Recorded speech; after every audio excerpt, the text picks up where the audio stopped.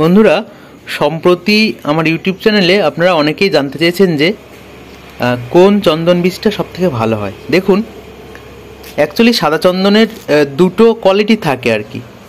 যারা ভালো চন্দন বীজ কালেক্ট করে বা যাদের সংগ্রহে খুব ভালো চন্দন বীজ আছে, তারা এই বিষয়ে জানে যে অ্যাকচুয়ালি চন্দন বীজের দুটো টাইপস হয়। একটা হলো ওয়াশ। এই ওয়াশ হলো, দেখুন, বীজের গায়ের থেকে খোসাগুলো একদম ছাড়ানো, কেমন দেখুন, একটুও খোসা নেই, এগুলোকে আমরা ওয়াশ বলি। আর একটা হলো আনওয়াশ সিড। আনওয়াশ হলো, দেখুন, বীজের গায়ে খোসা আছে। ভালো করে দেখলে আপনারা বুঝতে পারবেন যে বীজের গায়ে কিন্তু বীজের যে খোসা বা ছাল বলি, যেটাকে আমরা খুব সহজ ভাষায়, সেটা কিন্তু রয়েছে আর কি। এখন এই বিষয়ে একটু বললে আপনার সুবিধা হবে, যে বুঝতে সুবিধা হবে যে অ্যাকচুয়ালি কোন বীজটা সব থেকে বেশি ইউজফুল হয় বা কোয়ালিটিতে ভালো হয়।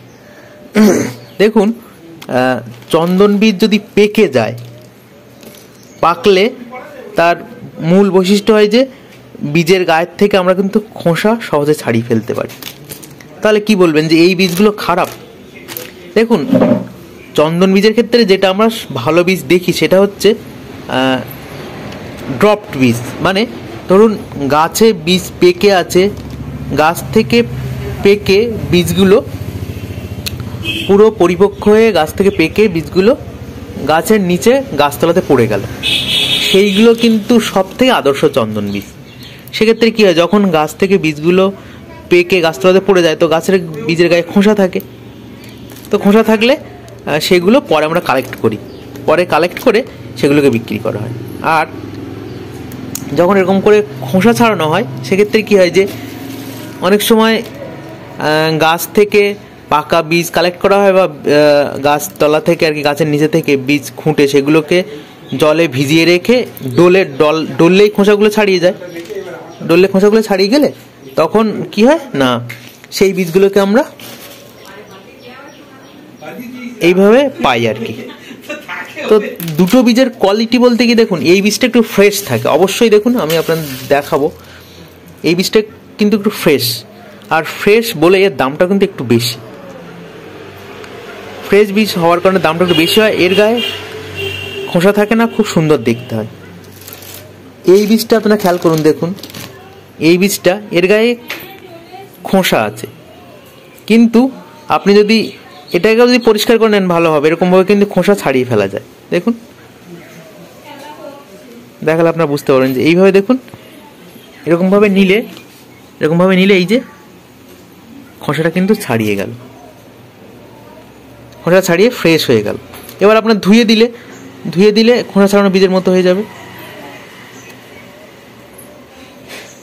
দেখাচ্ছি আপনাদেরকে।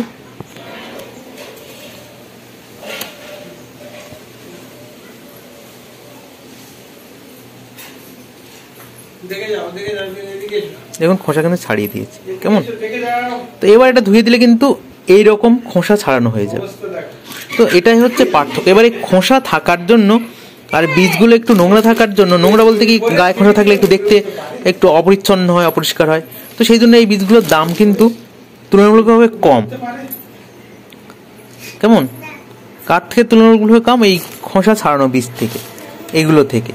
তো বীজের কোয়ালিটি তুলনামূলক বিচার করলে দুটোই কিন্তু ভালো। এবার জার্মিনেশন রেট যদি বলি, দেখুন, এই বীজগুলোতে কি হয়, দুই একটা বীজের মধ্যে কিন্তু যেহেতু খোসা ছাড়িয়ে দেখা হয়নি, দুই একটা বীজ কিন্তু ফাটা থাকে আর কি। ফাটা থাকে বলে কিছু বীজের একটু জার্মিনেশন, যদি জার্মিনেশন রেট 50% হয়, তো এই ক্ষেত্রে কিন্তু জার্মিনেশন রেট 55-60% মতো হয়। তো তুলনামূলকভাবে এই বীজ একটু কোয়ালিটিতে বেটার, দামটাও বেটার। আর এটা একটু কিছু বীজের কিছু সমস্যা থাকে, সেজন্য এর দামটা একটু কম।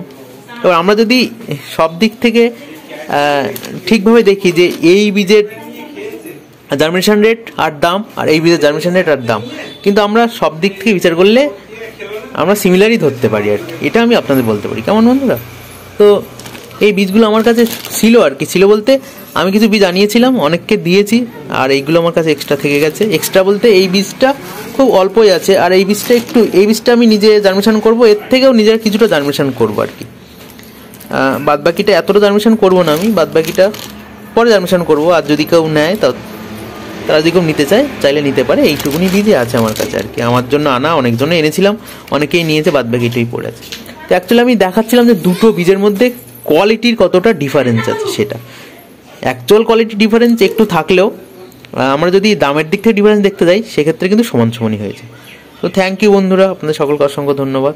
আপনারা সবাই খুব ভালো থাকবেন আর বেশি বেশি করে চন্দন চাষ করুন। আপনাদের সকলকে অসংখ্য ধন্যবাদ।